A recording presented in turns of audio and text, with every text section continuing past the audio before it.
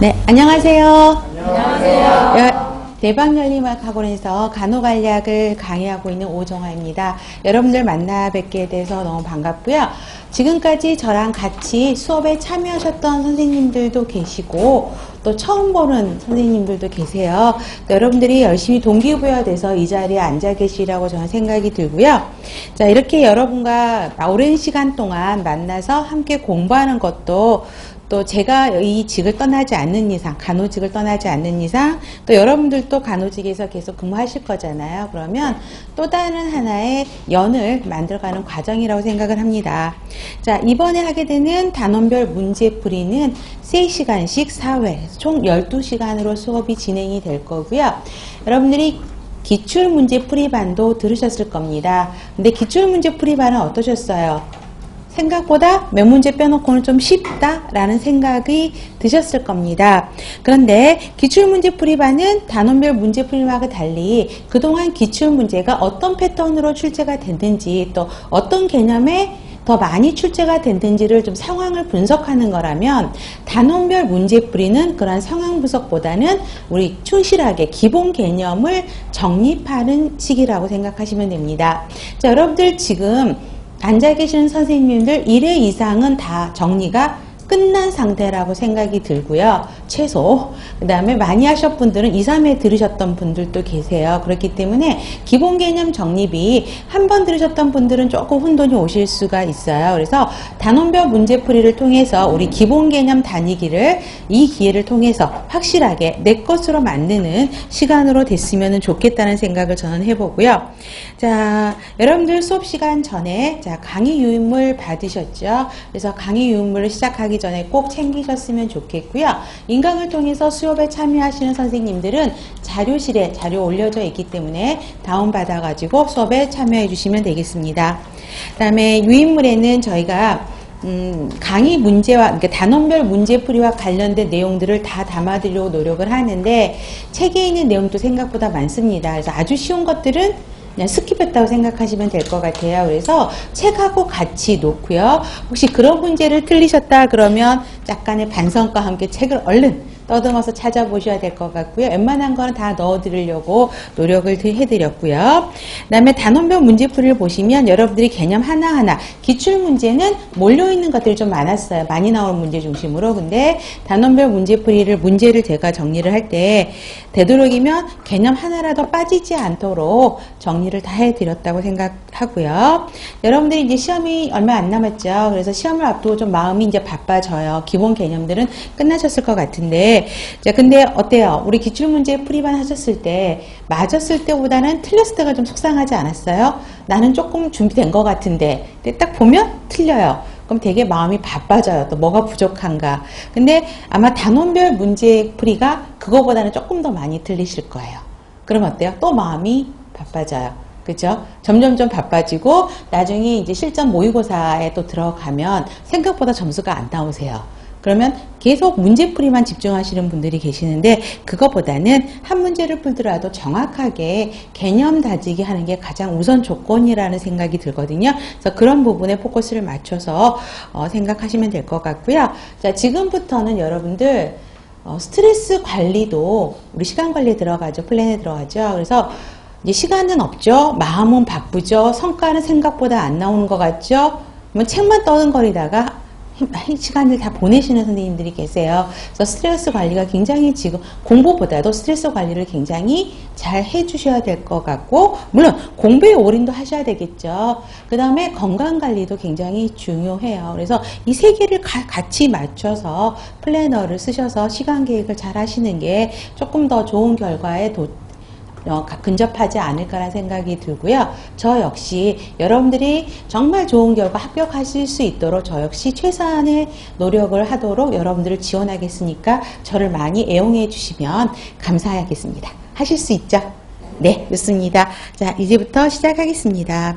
자, 간호관리학의 이해인데요. 간호관리가 무엇이냐라는 거죠. 그래서 이거는 기출문제 풀이반과 처음에 목차 분포는 다시 한번 정립하는 게 중요합니다. 그래서 여러분들이 합격자 수기에서 보시면 합격 수기에서 간호관리는 전체적인 문제 개념 흐름을 정리하는 게 많이 도움이 됐다라는 글들이 많이 있어요. 그래서 기출문제 들으셨던 분들은 똑같은 걸 매걸 또 하지 이렇게 하지 마시고요.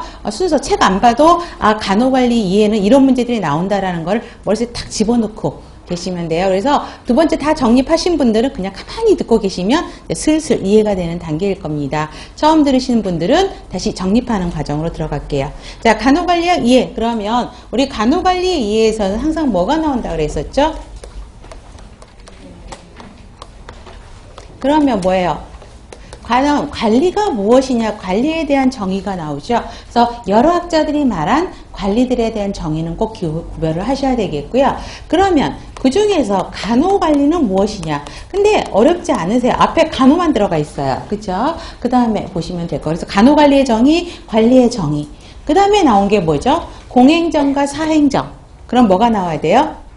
행정과 관리의 차이점만 열심히 외우면 시험 문제 공통점이 나올 수도 있죠. 그래서 공통점 어렵게, 그래도 세 개예요. 사지선다에서 세 개면 문제 나올 수 있는데, 공통점과 차이점. 근데 대부분의 시험 문제는 차이점에서 많이 나왔었죠. 그래서 차이점의 카테고리 큰 항목들이 무엇인지 행정과 관리의 차이점들을 정리해 주시면 좋겠고요.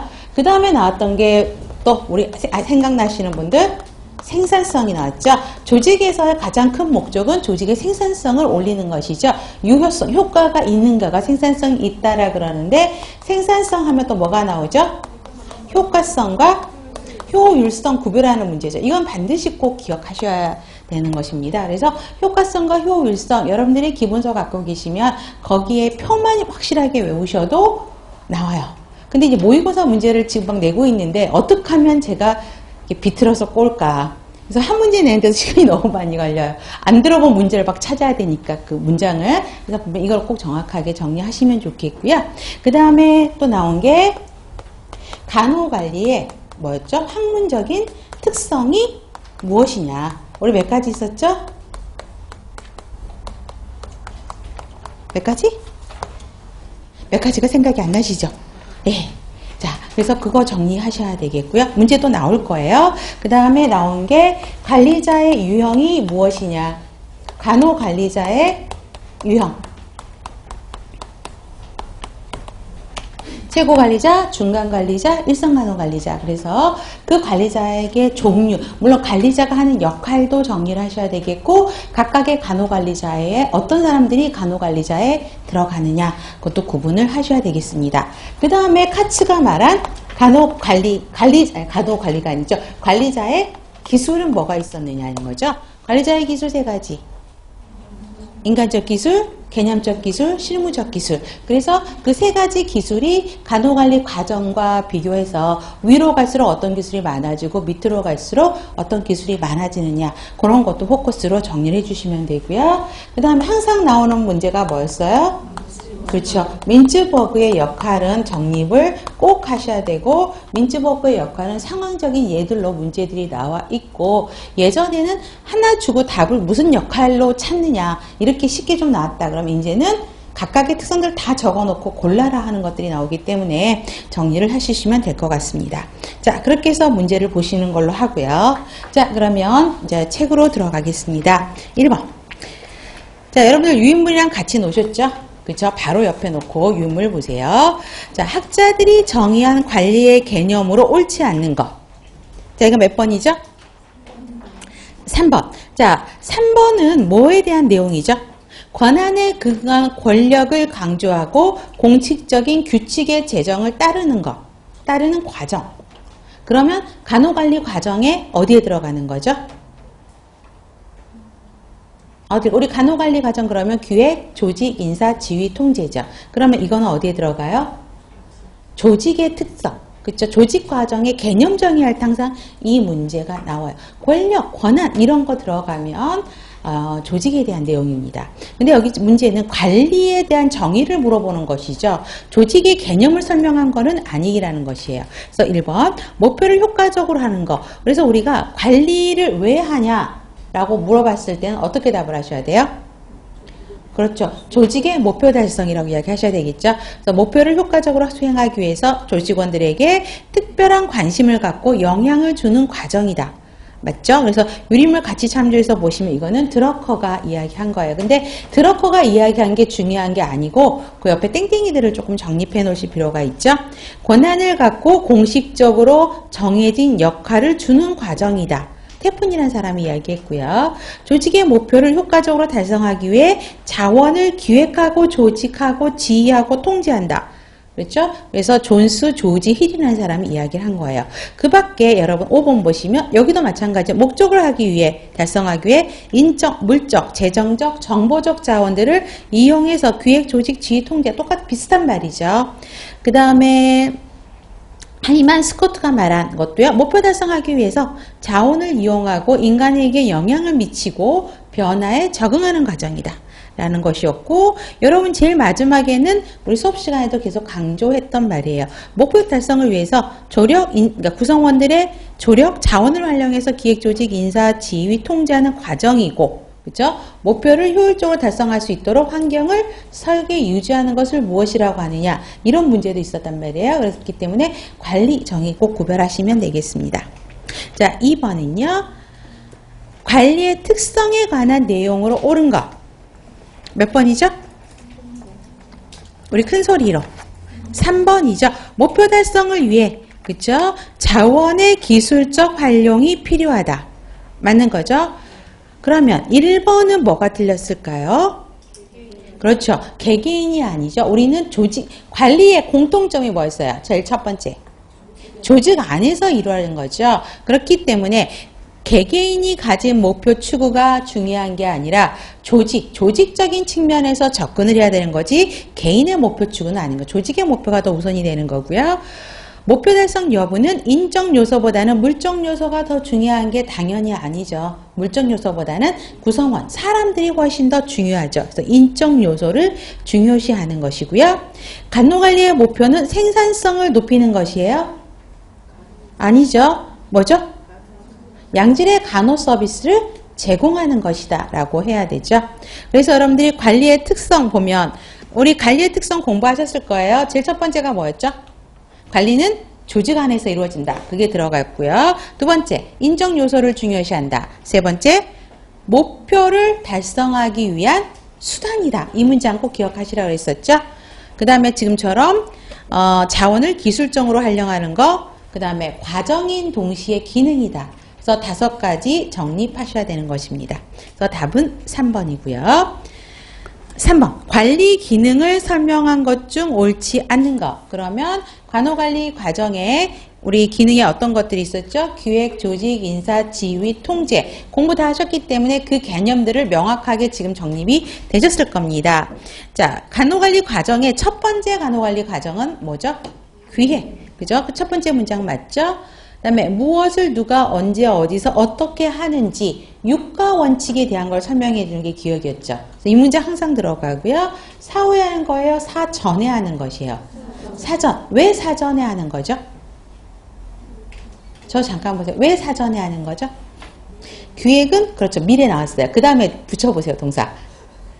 미래에 나타나는 위험한 상황, 불확실한 상황을 예측해서 현재 기획을 하는 거죠. 그렇기 때문에 사전에 정하는 것이 기획이라는 것입니다.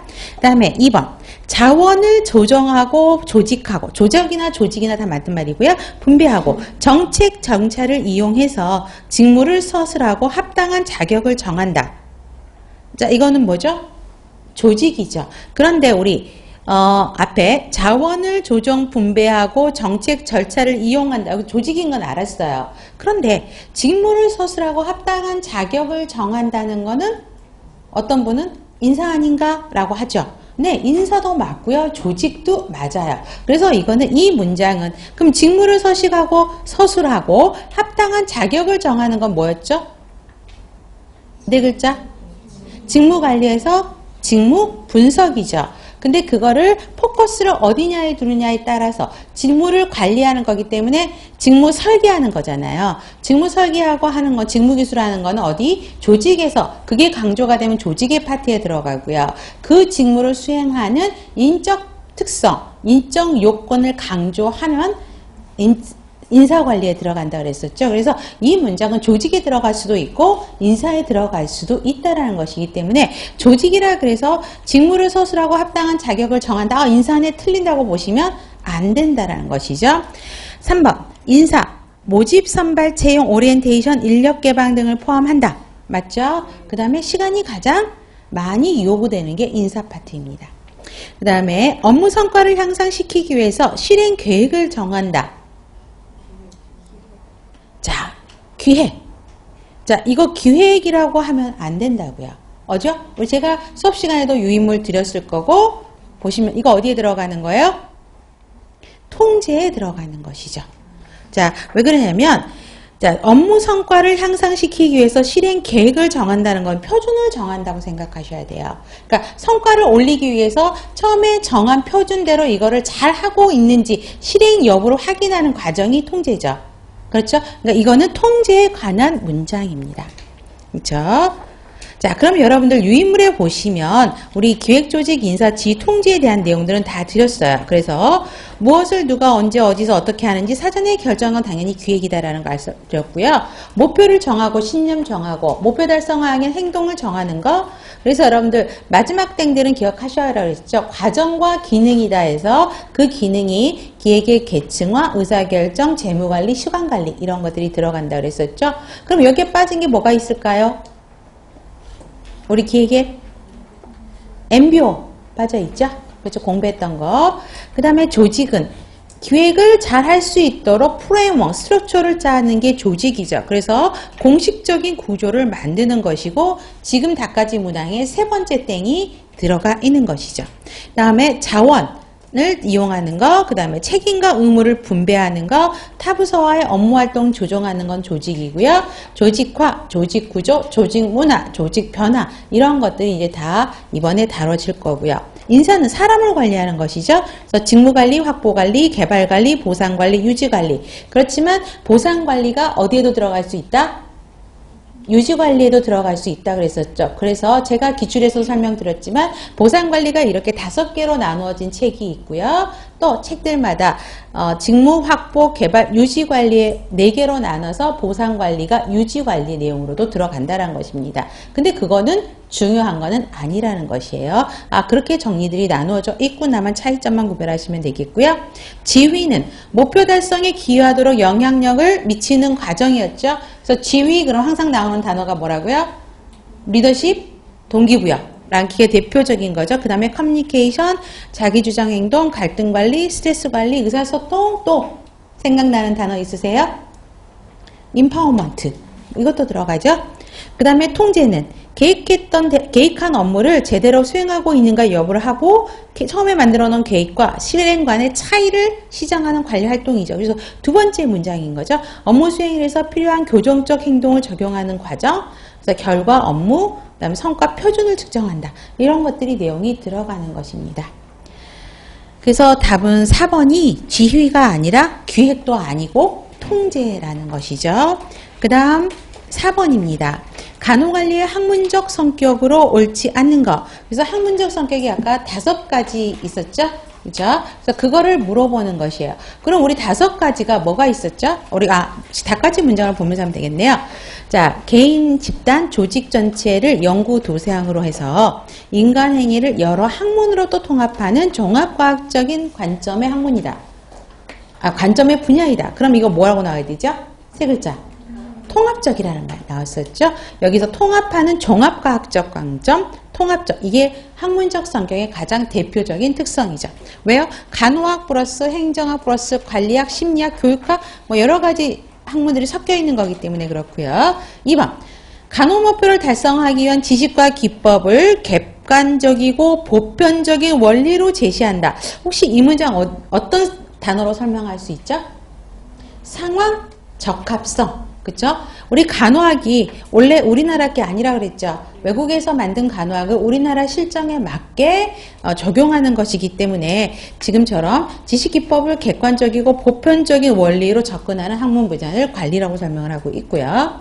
조직의 성과를 높이려는 성과 지향적인 측면이죠. 핵심 단어는 성과 지향적이라는 것이죠. 그래서 결국은 과정도 중요해요. 그런데 어때요? 목표를 달성했느냐, 달성하지 않았느냐가 가장 핵심이기 때문에 결과 지향적이라는 말 꼭 기억하셔야 되겠고요.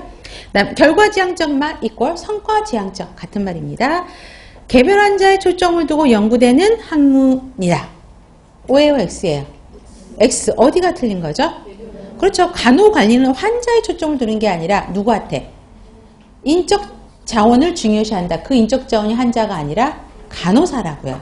그렇죠? 그렇기 때문에 간호관리의 구성원인 간호사를 대상에 간호사를 포커스로 맞추는 인간 중심적인 성향의 학문이다 라고 하셔야 되겠죠. 그러면 우리가 지금처럼 통합적, 상황 적합성, 성과 지향적, 상황 적합성 있고, 그렇죠? 그 다음에 한 가지 뭐가 빠졌어요? 5가지라고 설명을 드렸는데, 그렇죠. 과학적으로 접근해야 된다고 그랬었죠. 그래서 우리가 공부하셨던 것들의 경험 관찰에 근거한 실증적인 연구를 통해서 과학적인 방법을 통해서 해야 된다라는 것이죠. 그래서 과학적 방법론 5가지 정리해 놓으시면 돼요. 그래서 우리가 지금까지 통합적, 인간중심적, 성과중심적, 상황 적합성, 과학적인 방법 요 핵심 단어들만 외웠다면 요즘의 시험 문제는 어떻게 나온다고요? 조금 더 어렵게 하면 그 옆에 땡땡이들로 나온다 그랬었죠. 그래서 지금 문제 패턴이 그 땡땡이들로 나오는 거예요. 아셨죠? 약간 변형을 한 거고요. 그래서 보시면 되겠습니다.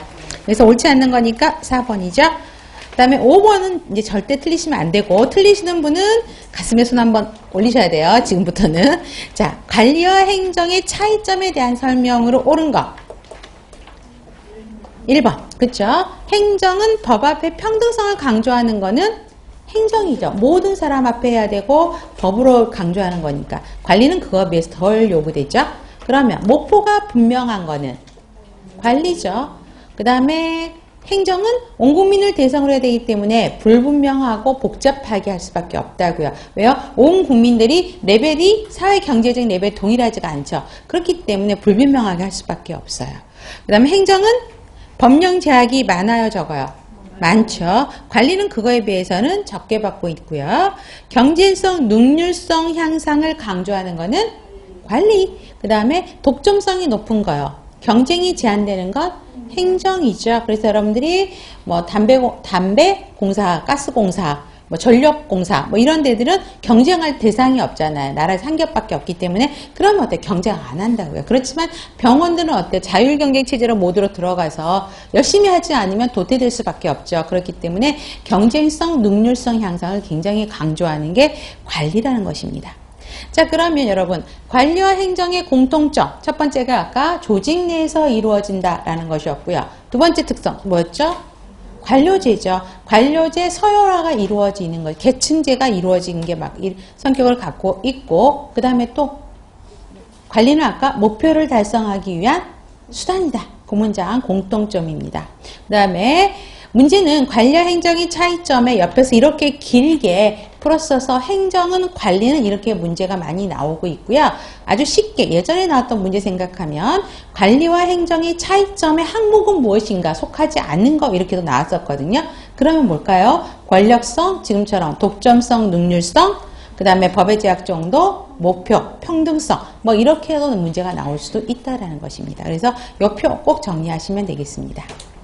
자, 6번입니다. 효과성, 효율성에 대한 설명으로 옳은 것이요. 몇 번? 1번. 네, 좋습니다. 실제 산출이 당초 목적을 얼마나 충족시켰는지 보는 거. 그러면 목적 달성도를 보는 거죠. 그래서 동체적이다, 사회적이다, 목적적인 개념이다 라고 설명을 하고 있는 게 효과성이면 효율성은 어떻게 바꾸라고 그랬었죠? 유인물 바로 커닝하세요. 자, 효율성은 동태적, 사회적, 목적적인 효과성이다. 그러면 효율적은 동태적의 반대, 정태적, 사회적인 거 반대, 경제적, 목적적인 거 반대, 수단적. 그래서 효율성 말하면 수단적인 개념이 항상 수단이라는 말이 들어갑니다. 그래서 보시면 되겠고요. 2번. 목적을 달성하기 위해 자원을 생산적으로 잘 사용했는가. 쉽게 말하면 자원의 활용 정도를 이야기하는 거기 때문에 효율성이죠. 효과성이라고 해서 틀린 거고요. 3번. 조직과 그것을 둘러싼 환경 간의 관계의 질을 측정하는 개념이고, 그쵸? 그러면 효율성이에요. 이게 관계의 질, 환경을 고려해서 질을 따지는 거기 때문에 효과성. 기술 수행이요.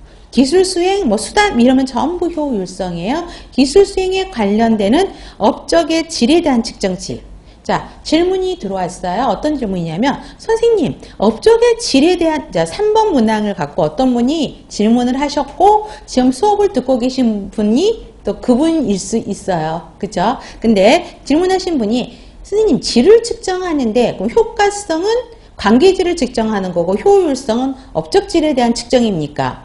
단어 그렇게 분석하지 마시라고요. 왜 그러냐면, 자, 앞에 뒤에 문장 보세요. 원래 원칙대로 하면 효율성은 기술 수행에 관련된 업적의 질에 대한 측정치죠. 그러면 핵심 단어가 업적의 질에 대한 측정치가 아니고 핵심 단어가 뭐예요? 효율성으로 가기 위한. 그렇죠. 기술 수행에 포커스를 맞춰서 분석하시라고요. 질만 따지면 안 된다고요. 질을 따지되 기술 수행을 고려해서 질을 평가하는 거기 때문에 이거는 효율성이라고요. 그래서 관계의 질, 업적에 대한 질 이거 외우시면 안 된다고요. 아셨죠? 네, 그렇게 해서 주어 바꾸시면 되고요. 그 다음에 올바른 일을 하는 건 뭐죠? 효과성. 그 다음에 효율성은 그 일을 얼마나 올바르게 제대로 올바른 수행 방법을 통해서 하는 수행과 관련되는 거기 때문에 일을 올바르게 한다 그러면 효율성이죠. 그죠? 주어들 바꾸시면 됩니다. 그래서 여러분들 답은 1번이고요. 유인물에 보시면 우리 문제 많이 나오는 것들이 몇 번째 땡일까요? 여러분들이 출제 잘하면 하고 한번 해보세요. 첫 번째, 당연히 첫 번째 나왔었죠? 그 다음에 또 두 번째, 세 번째 나오죠? 그 다음에 장기적인 측정치냐, 단기적인 측정치냐는 별로 나오지는 않아요. 그 다음에 의도된 바에 산출물을 생산하는 과정의 정도, 그 다음에 효율성은 반드시 앞에 투입물이라는 말이 나온다는 거죠. 그 다음에 결과의 극대화, 비용의 최소화, 이거 구별하셔야 되죠. 그러면 방금 미소를 지으신 분이 계세요. 약간 썩소. 그 뭘까요? 결국은 다 외우란 이야기네. 그 문자 표정이시죠? 네, 다 외우라는 이야기입니다. 네, 좋습니다. 그 다음에 7번입니다. 간호의 생산성은 효과성과 효율성의 개념으로 설명할 수 있다. 어떤 상황을 설명한 것이냐?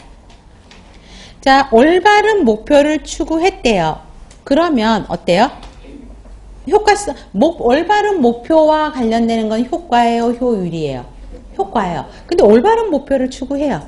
그쵸? 그러면 효과성이죠. 근데 목표 달성을 위해서 자원을 낭비해서, 자원의 효율, 그러니까 자원을 효율적으로 쓰지 못한 거죠. 그러면 저효율성이죠. 답은 쉽게 나와요. 그쵸? 근데 두 번째 땡. 고객이 사고 싶어 해요. 그럼 얘는 효과예요? 효율이에요? 사고 싶은 거는 결국은 어떻든 간에 고객이 사고 싶게 만들어야 되는 거죠. 조직에서는. 그러면 효과성인데 사고 싶다라는 건 효과성이 높은 거죠. 그렇죠? 고효과성.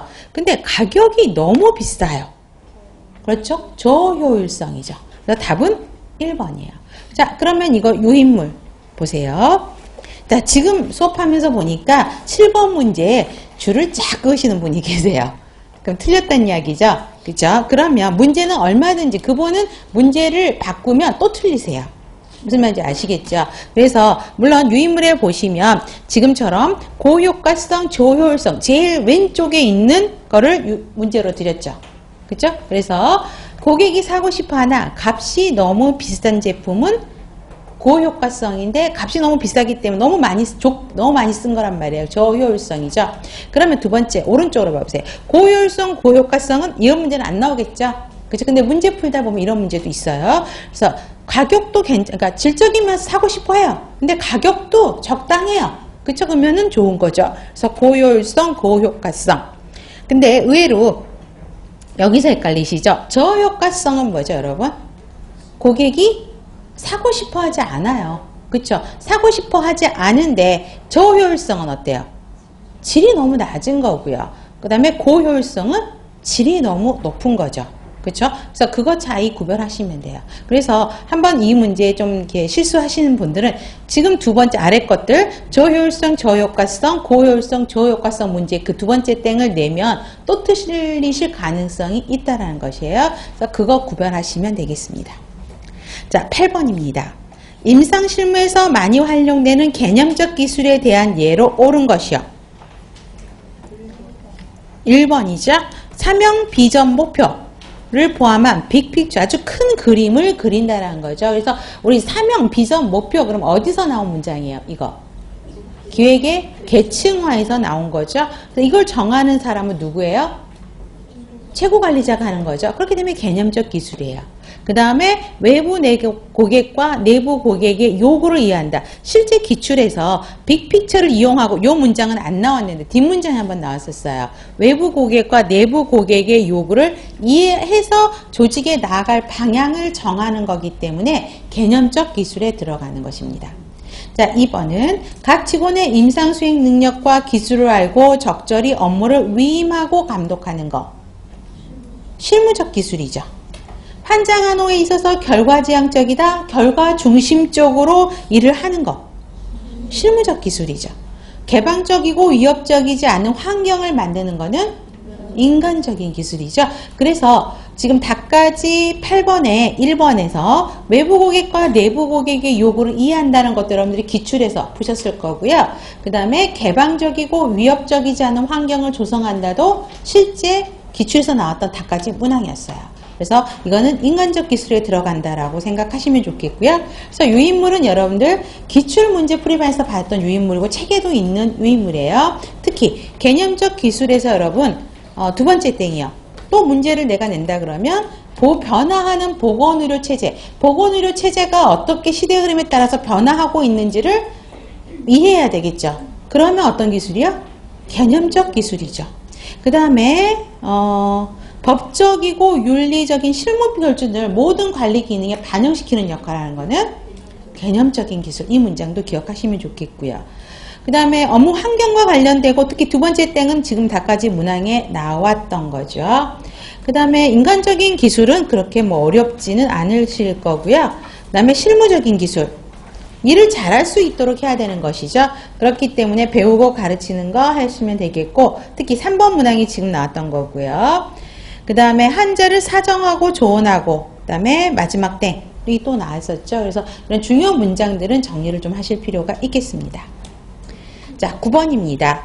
카츠의 관리자가 지녀야 될 기술 세 가지는 무엇일까요? 개념적 기술, 인간적 기술, 실무적 기술. 이게 실제 기술이죠. 자, 그럴 중에서 어느 계층에서나 비슷한 비중이요. 그죠? 그 다음에 관리 기술 중 가장 많은 비중을 차지하는 것. 인사죠. 그래서 인간적 기술이죠. 그래서 인간적 기술이 가장 많이 차지하면서도 세 계층에 모두 공통적으로 비슷하게 차지하고 있는 게 인간적 기술입니다. 자, 그러면 특히 여러분들 어떤 기술, 그럼 밑에 나오겠다. 네, 밑에 볼게요. 그 다음에 10번. 관리자 계층에 따른 관리 기술에 대한 설명으로 옳은 것. 자, 최고 관리자 갈수록 지휘 기능을 더 많이 수행한다. 위로 갈수록. 자, 우리 관리 과정의 기획, 조직, 인사, 지휘, 통제예요. 최고 관리자로 갈수록 어떤 기능을 많이 한다? 기획 기능이죠. 근데 지휘 기능을 한다고 틀렸고요. 그 다음에 인사 기능은 누가 가장 많이 적용이 될까요? 최고 관리자죠. 그쵸? 그 다음에 통제 기능은 계층에 상관없이 거의 같은 비율로 적용된다. 그렇죠? 맞아요. 그 다음에 4번. 조직 기능은 최고 관리자로 갈수록 더 많이 적용된다. 조직 기능은 누구한테 갈까요? 일선 관리자로 가는 거죠.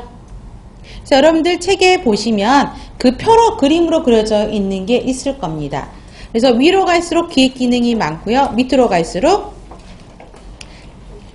기획과 조직 기능이 많아지는 것이죠. 그래서 일선 관리자 갈수록 전체적으로 그림을 봐보세요. 밑으로 갈수록 밑에서 위로 갈수록 자, 그림을 좀 이해하시는 게 밑에서 위로 갈수록 넓어지는 거 뭐예요? 기획이죠. 그쵸? 기획은 일선 관리자층이 작다가 최고 관리자층은 훨씬 더 넓어지는 것이고 밑으로 갈수록 더 넓어지는 거는 조직이잖아요. 그림 보세요. 그러니까 기획의 최고관리자가 지금 다시 정리할게요. 자, 최고관리자, 그 다음에 중간관리자, 일선관리자, 그 다음에 기획, 조직, 인사, 지휘, 통제가 있는데, 자, 밑에서 보시면 그림을 봐보세요. 그러면 이렇게, 여기서 이렇게 넓어지죠. 이렇게 돼 있죠. 그쵸? 그래서 밑에서 위로 갈수록 기획 기능이 훨씬 많아지고요. 그 다음에 위에서 보세요. 조직은 어때요? 여기서 있다가 이렇게 넓어지죠. 그쵸? 그래서 일선관리자로 갈수록 조직은 많아지고, 그쵸? 그 다음에 인사 보시죠. 인사 보시면 인사는 어때요? 저 최고관리자 아니라 인사도 보시면 최고관리자가 많이 하죠. 일선관리자에 비해서. 그 다음에 지휘는 최고관리자에 비해서 일선관리자가 많이 하고, 통제는 거의 비슷하죠. 그래서 그거 구별하셔야 된다고요. 그 다음에 11번요. 최고관리자 역할에 대한 설명으로 옳은 것.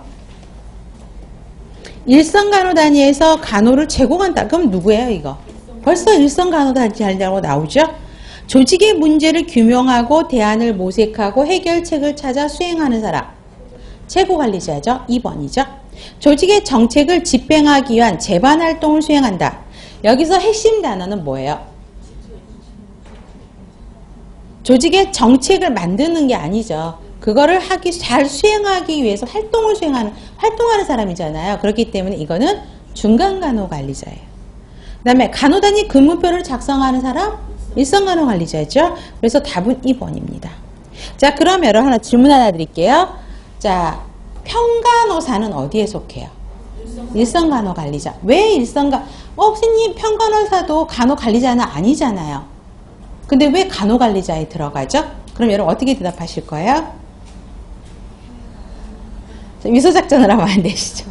자, 물론 평간호사도 여러분 수문사책에 보시면 평간호사도 일선간호관리자에 들어갈 수 있다는 것이 왜 그러냐면 환자 간호에 대한 모든 전반적인 환자 사정하고 계획하고 중재하고 수행하는 것을 담당 간호사들이 다 하게 되죠. 그렇기 때문에 평간호사도 모든 환자에 대한 거를 일을 진행하는 사람이기 때문에 일선간호관리자에 포함될 수 있다고 들어가 있어요. 수문사에. 그것도 여러분들이 참조해 주시면 될 것 같고요.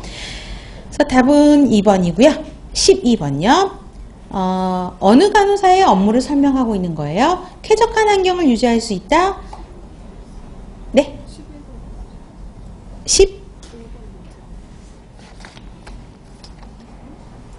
11번 문제요? 지금 방금 했지 않아요? 네, 잠깐 딴 데 갔다 오셨어요. 순간 당황했어요. 네, 12번요. 어느 간호사의 간호 업무를 설명하고 있는 것인가? 환경 유지하는 거요. 그 다음에 필요한 재활간호를 수행하고 개인위생 신체적 간호에 대한 업무를 수행하고 의사 처방에 대한 진단적 검사, 치료 방법에 관한 업무를 수행할 수 있다. 일선관리자죠. 일선관리자일 수도 있고 또 어때요? 그냥 일반 간호사도 한다 그러면 일반 간호사라고도 설명도 맞는 문장으로 보셔야 됩니다. 그 다음에 13번입니다. 다음 간호관리자에게 요구되는 기술에 대한 설명으로 옳은 것. 자, 부하를 지휘하고 업무를 조직하고 문제를 해결하며 의사소통하기 위해서 충분한 지식과 기술을 의미하는 것. 실무적 기술이죠. 그걸 하기 위해서, 그쵸? 지식과 기술을 의미하는 것이기 때문에 실무적 기술이죠. 그러니까 실무적 기술은 뭐였어요? 특정 분야를 감독하는 데 필요한 지식 기술, 장비 사용하는 능력, 이러한 것들이 실무적 기술이었죠. 그거를 물어보는 것이고요. 어느 계층이나 비슷한 비중을 차지하되 세 분야의 기술 중 가장 많은 비중을 차지하는 것. 인간적이죠. 그래서 답까지 2번 문항도요. 문제집 보시다면 이 문항을 주고 답을 인간적인 기술로 답을 찾는 문제들도 제법 많이 나와 있습니다. 전체적으로 조직의 복합성을 이해하는 능력이요. 개념적 기술이죠. 그 다음에 4번 단위관리자는 단위 내 사람들이 함께 일할 수 있는 기술이 더 요구된다. 자, 이 문장은 어떠세요? 3번이 맞으니까 4번은 틀렸겠죠. 왜 틀렸을까요? 자, 함께 일할 수 있는 기술은 뭐죠? 인간적 기술이에요. 근데 단위 관리자는 인간관계 기술을 더 강조하는 걸까요? 아니죠. 단위 관리자는 실무적 기술이 훨씬 더 우선적으로, 물론 인간관계 기술도 중요하지만 그러니까 인간적 기술과 실무적 기술 이 두 개를 비교하라 그러면 어떤 걸 더 중요하게 생각할까요? 일을 못하고 사람들 관계만 좋으면 안 되죠, 우리는. 그렇기 때문에 일선 단원 관리자들은 실무적 기술을 훨씬 더 우선적으로 생각한다는 것이죠. 그렇기 때문에 틀린 문장입니다. 자, 그 다음 14번입니다. 자, 병원 간호부장은 의료기관의 서비스 평가를 앞두고 우수 간호 인력을 확보 배치하고 간호 서비스의 질 향상을 동시에 도모하기 위해 성과급 제도를 도입해서 운영하고 간호 인력을 재배치하는 정책을 결정했대요. 어떤 역할을 수행한 것일까요? 그렇죠? 자, 우리 민츠버그의 의사결정자의 역할이 있었죠? 그러면 의사결정자의 역할에는 어떤 것들이 있었죠? 4가지 있었었죠? 그럼 뭐예요?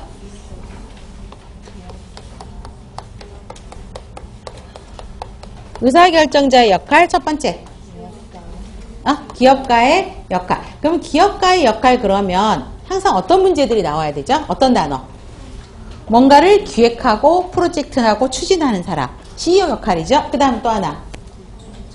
고충 처리자. 고충 처리자이기도 하고 다른 말로 위기 수습자 또 다른 말로 문제 해결자. 그래서 뭔가 어려운 일이 있으면 그거를 극복하려고 해결하려고 노력하는 사람. 또 하나 또 어떤 역할? 자원 분배자. 목표를 달성하기 위해서 모든 물적 자원, 인적 자원들이 골고루 빠지지 않게 하는 게 자원 분배자의 역할. 또 한 거는 협상자의 역할. 다른 말로 그렇죠. 중재자의 역할. 이렇게도 문제가 바뀌어서 나오죠. 그래서 지금 이 4가지 역할이 전부 의사결정자의 역할인데요. 자, 그러면 여기 우수한 간호 인력을 확보하고 배치하고 서비스의 질 향상을 동시에 도모한다. 그럼 어떤 역할일까 이거는? 질 향상을 도모한다는 거 질이 떨어진 건가 봐요.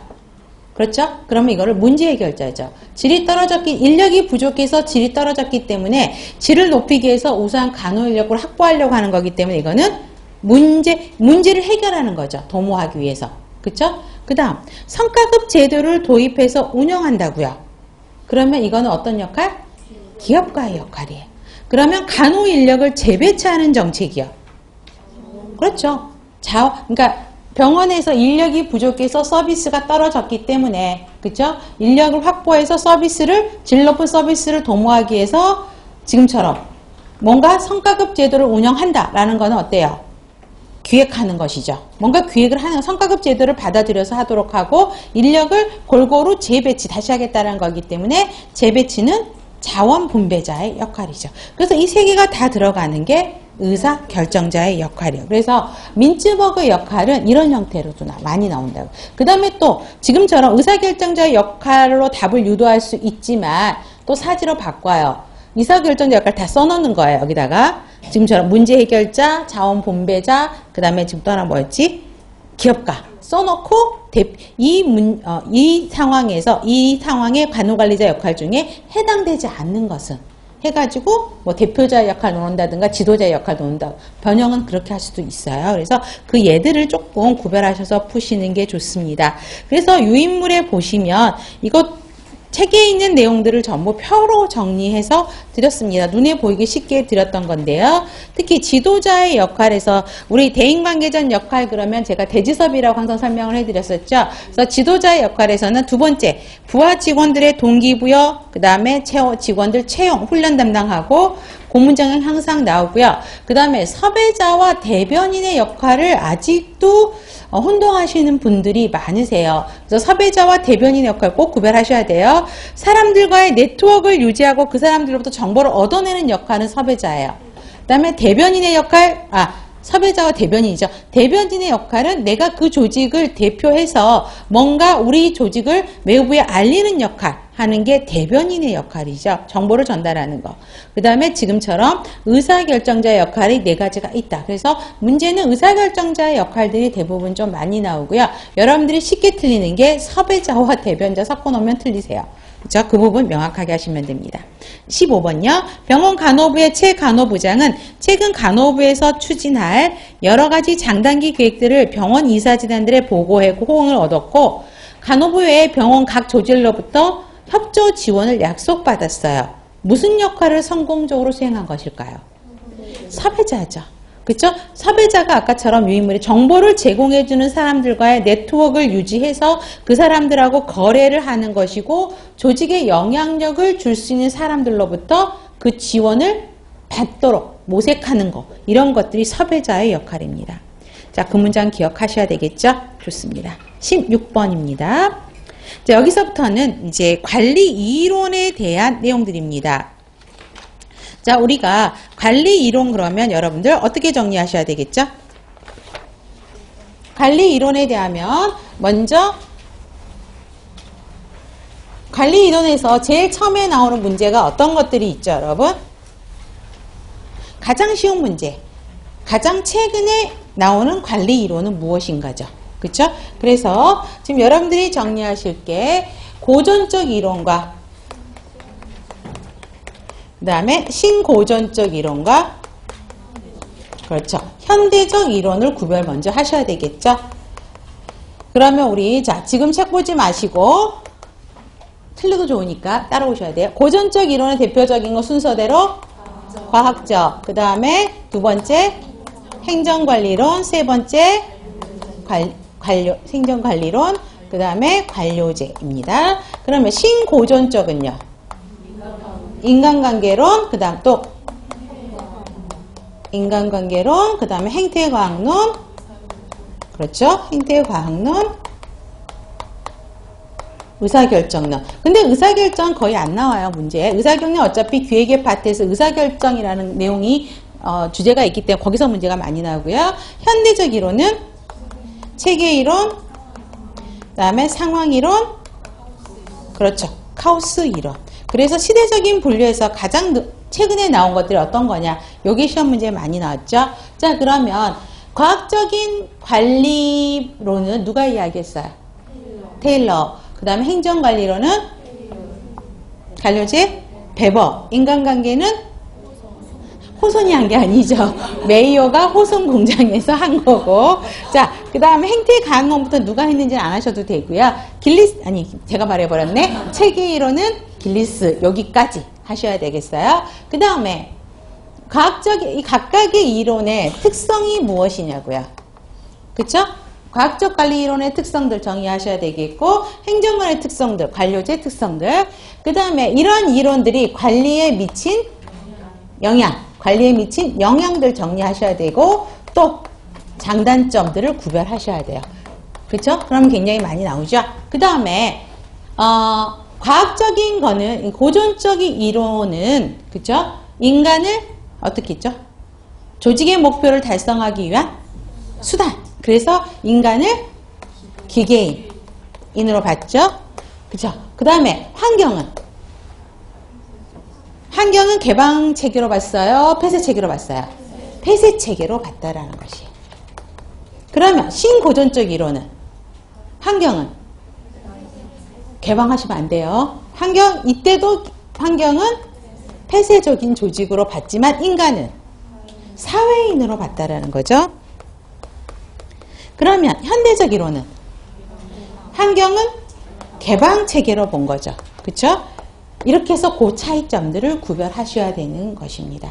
그래서 문제는 과학적인 관리 이론과 인간관리 이론 얘네 두 개를 비교하는 문제들이 많다고 그랬죠. 왜 그러냐면 인간에 대한 관점 자체가 둘이가 완전히 틀려요. 그렇기 때문에 얘네 비교하는 문제들이 많이 나오고, 그 다음에 가장 많이 나오는 게 길리스의 체계이론. 체계이론이 뭐였죠?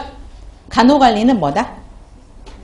길리스가 뭐라고 그랬어요? 간호관리는 투입을 전환 과정을 거쳐서 사출로 만드는 과정이다 라고 그랬었죠. 그러면 투입, 과정, 전환, 변환 과정, 산출. 그러면 각각의 그 투입 과정에 어떤 항목들이 투입에 들어가느냐, 어떤 항목들이 과정에 들어가느냐, 어떤 항목들이 산출에 들어가느냐. 그럼 과정에 들어가는 게 대표적인 게 뭐였어요? 간호관리, 그쵸? 기획조직인사 지휘 통제. 그 다음에 거기에 지원 기능이었죠. 그래서 정리하시면 돼요. 자, 그러면 이제 자세한 거는 문제 풀면서 들어갈게요. 자, 그 다음에 보시면, 자, 16번. 간호관리 이론을 다양한 기준에 의해서 분류할 수 있다. 관점에 따라 구분할 때 올바르게 분류한 거야. 자, 이거의 부름은 뭐예요? 시간의 흐름에 의한 분류죠. 관점은 포커스 어떻게 되는 거죠? 고전적인 관점은 조직이 사람을 기계인으로 봤기 때문에 조직의 환경을 더 중요하게 생각을 했었죠. 그렇기 때문에 뭐에 대한 관점이에요? 구조론적 관점. 시스템에 포커스가 맞췄다고요. 뭐요? 여기 누구지? 테일러는 근로자들의 생산성을 높이기 위해서 공장의 환경을 일을 잘할 수 있게 펑셔널하게 바꾼 거잖아요. 조직의 환경을 바꾼, 공장의 내부 구조 시설을 바꿔버린 거고. 그 다음에 페이올은 조직의 생산성을 올리기 위해서 상위 관리자 계층에 맞춰서 관리 원칙 14개를 적용해서 생산성을 올려라. 그렇기 때문에 상위 관리자 입장에서 이렇게 구성원을 14가지 원칙을 적용해서, 그쵸? 제가 상위 관리자 14가지 원칙을 조정해서 이렇게 잘 조정하면 여러분들이 전부 좋은 결과를 얻을 수 있다. 이게 행정관리론이죠. 그쵸? 그렇기 때문에 구조론적 관점. 그래서 관점론으로 보면 얘는 구조론적 관점이에요. 그 다음에 관료제는 뭐였어요? 권한을 강조했죠. 조직에서 부여되는, 직에서 주어되는 권한을 강조해서 권한을 강조하되 규칙과 질서를 잘 하고 권력의 남용을 방지하고 이러면서 조직을 관리하는 게 좋다라는 거였잖아요. 그 다음에 분업하고, 그죠? 그런 것들이 구조론적 관점. 그 다음에 여기는 뭐예요? 인간을 잘 이용하라는 거죠. 잘 대우하라. 그렇기 때문에 여기는 뭐라고요? 인간론적 관점. 근데 인간론적 관점. 그 다음에 이쪽 최근으로 오면 현대적인 거는 그렇죠. 얘네들 합쳐서 통합해서 하라고요. 통합론적 관점이라고요.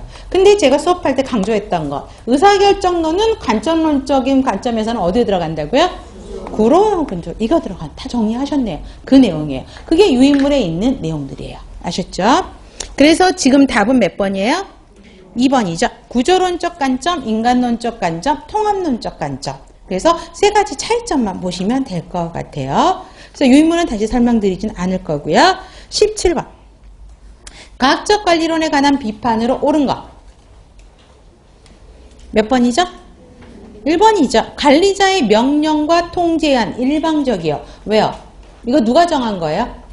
근로자들이 정한 게 아니죠. 고용주들이 정했단 말이에요. 생산성이 높이기 위해서 가장 최고의 생산성을 높일 수 있는 한 가지 방법을 찾아서 그거를 잘할 수 있는 근로자들을 뽑아서 훈련시켜서 일 잘하는 근로자한테 월급을 많이 주겠다고 한 거기 때문에 근로자가 그렇게 해달라고 한 거 아니죠. 그렇죠? 그렇기 때문에 일방적인 경영관리라는 것이죠. 자, 사람의 적성과 능력은 누구나 동일하다고요. 어디가 틀린 거예요? 그렇죠. 동일하지 않죠. 구성원들이 가지고 있는, 여러분들 공부하시는 선생님들도 각각의 가지고 있는 능력들 다 다르단 말이에요. 그렇죠. 그렇기 때문에 근로자들을 잘 뽑아서 과학적으로 교육을 시키고 훈련을 시켜야 된다는 게 과학적 관리론이 있어요. 동일하지 않다라는 것이고요. 경영 전반 이 말 나오면 뭐가 들어와야 돼? 바로 뒤에 문장 읽지 않아도 뭐죠? 행정관리론이죠.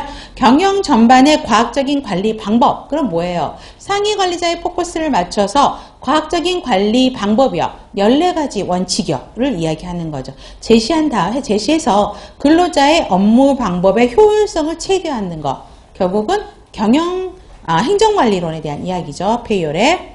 그 다음에 사회적인 가치 규범을 추구했다고요. 그럼 뭐죠 이거는? 갑자기 왜 조용해질까요? 관료제에 대한 내용이에요. 그렇죠? 그렇게 해서 보시면 될 것 같아요. 답은 1번입니다. 그 다음에 여러분들이 18번. 테일러가 주장한 과학적인 관리 원칙과 거리가 뭔가요? 뭐죠? 4번. 합법적인 권위, 권력, 권한 이러한 말 나오면 전부 관료제로 가야 되고 관리 원칙은요? 합법적인 권위는 관료제고 관리 원칙을 강조한 거는 행정관리론이죠. 그러면 1번 직원 교육 및 직업 훈련을 중요시했다고요. 그래서 어때요? 구성원들의 능력이 다 다르기 때문에 뽑아서 뽑아서 그다음에 지금 3번 시간동작 연구를 근거로 한 업무의 표준화, 시간동작을 분석을 초시계로 연구 분석을 해서 가장 좋은 한 가지 방법을 찾아서 어때요? 업무를 표준화시켰다. 매뉴얼을 했어요. 그러면 근로자들을 잘 뽑았죠. 그러면 매뉴얼화된 거를 그대로 갖다 교육시키면 구성원들의 동일한 방법을 통해서 생산성을 높일 수 있다는 것이고요. 그 다음에 업무 성과에 따른 성과급을 임금제도 그죠? 성과급제를 했다고요. 일 못하면 깎아버리고 일 많이 한 사람한테 월급 올려주겠다. 그래서 과학적 관리론의 또 특성 중에 뭐였어요? 사람들한테 동기부여를 시키는데 뭘로 동기부여시킨다고요? 성과급, 경제적인 요인에 의해서 구성원들을 동기부여시킨다. 이런 문장으로 나올 수 있다라는 것이죠. 왜요? 돈 많이 주겠다 그러면 일 열심히 하는 사람들 많단 말이에요. 그렇기 때문에 우리 대표적으로 우리도 그럴 수 있잖아요. 그렇죠? 그렇기 때문에 답은 틀린 거니까 4번입니다. 네, 좋습니다. 잠깐 쉬었다가 진행할게요.